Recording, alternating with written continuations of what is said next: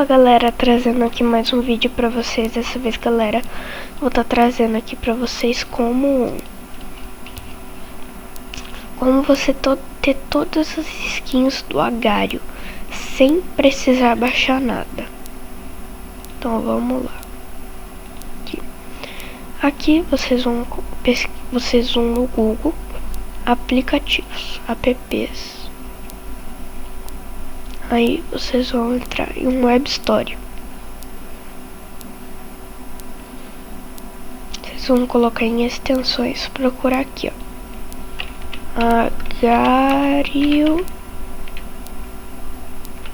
Mods. Agar.io Mods. Aí vocês vão vir aqui e colocar aqui, adicionar ao Chrome. Feito isso, peraí. Vocês não precisam fazer isso que eu vou fazer agora, que eu desativei ela. Feito isso, ela vai aparecer aqui.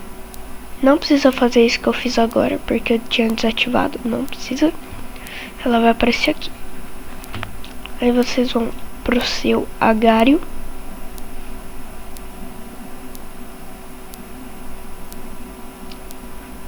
E o Agar.io vai ter som.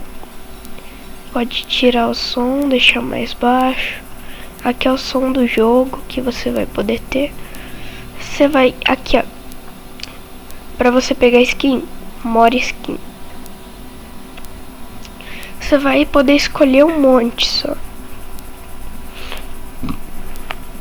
Aí você pode olhar na página 2, 3, 4, 5, até você achar uma que você queira. Por exemplo, eu vou pegar essa aqui, ó. Ctrl C. Eu venho aqui, volto, coloco ela aqui. E aparece a música que vai tocar. Aí você dá play. Dá pra você mudar aqui, ó. Posso colocar o tema do espaço, ó. Legal, né? Tem mais. Eu posso colocar esse aqui. Outro tema. E também posso colocar o tema escuro. Posso colocar o no theme, que vai ficar sem esses trocinhos. Posso colocar o default.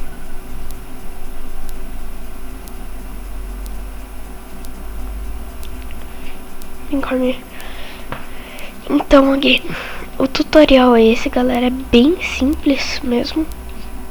Então, fui.